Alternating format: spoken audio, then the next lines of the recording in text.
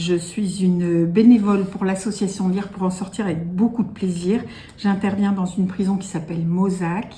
Je m'appelle Jean-Jacques Richard, j'interviens au centre pénitentiaire de Domageau à Saint-Denis-de-la-Réunion. Je m'appelle Isabelle, je suis bénévole à la prison des femmes de Rennes pour l'association Lire pour en sortir. Je m'appelle Maud Lura et j'interviens à la prison de Châteauroux. Igor Beloff, je suis référent de la section carcassonnaise de Lire pour en sortir. Alors, Marie-Claude, donc j'interviens sur la maison d'arrêt de Basse-Terre sur l'île de la Guadeloupe. Je suis le référent de Lire pour en sortir à la maison d'arrêt d'Arras. J'interviens au centre de détention de Salon. Ce matin, on a fait un tour d'horizon de la situation de notre association actuelle et puis on a aussi eu des perspectives sur la fin de l'année 2025, voilà, avec notre président qui nous a expliqué un petit peu tout ça. Puis ensuite, on a eu des interventions de personnes qui nous ont rafraîchi un peu la mémoire sur ce que c'était l'illettrisme, l'analphabétisme, la dyscalculie, etc. Et nous avons aussi pu être mis en situation d'essayer de choisir des livres par rapport à des profils de lecteurs qui nous étaient donnés sur papier. C'était du coup en groupe et du coup il y a eu des échanges dans le groupe sur le choix des livres qu'on allait proposer.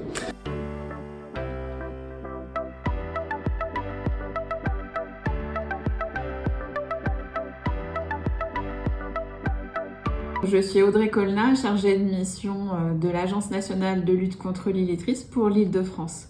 Et je suis là aujourd'hui en fait pour sensibiliser les bénévoles de l'association à la question de l'illettrisme, mais aussi des autres problématiques linguistiques qu'ils peuvent rencontrer avec les détenus, l'analphabétisme et le français langue étrangère. Alors les bénévoles ont un rôle essentiel en France, puisqu'en fait il n'y a pas forcément de solution de formation là où on est ou d'accompagnement. On sait que pour sortir de l'illettrisme, il faut reprendre confiance en soi. Donc là, le bénévole qui vient à la rencontre de l'autre est une clé très intéressante, notamment pour des personnes qui auraient connu l'échec.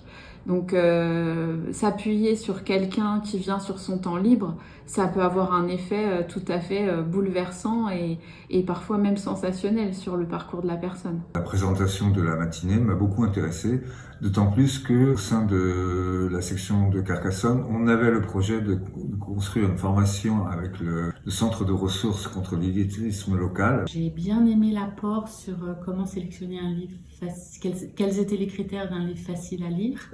Ça, je pense que ça va m'aider dans mon travail hebdomadaire et puis c'est quelque chose que je vais probablement partager avec l'équipe.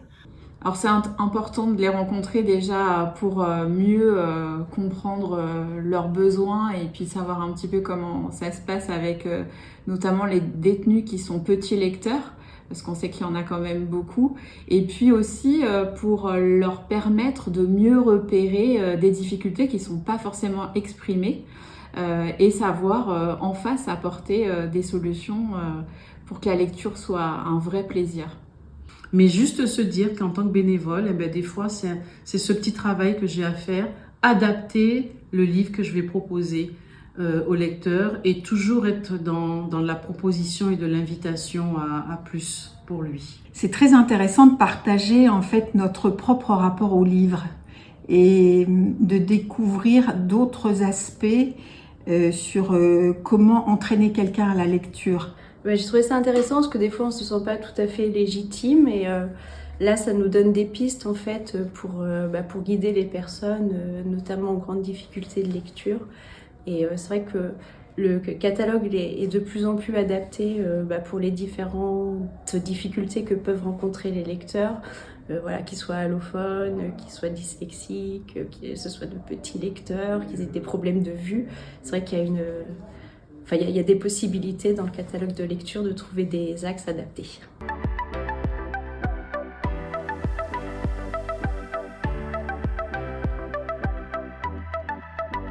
J'ai plaisir à retrouver les bénévoles, en tout cas à faire leur connaissance, puisqu'en fait, moi, je suis bénévole référente que depuis quelques mois.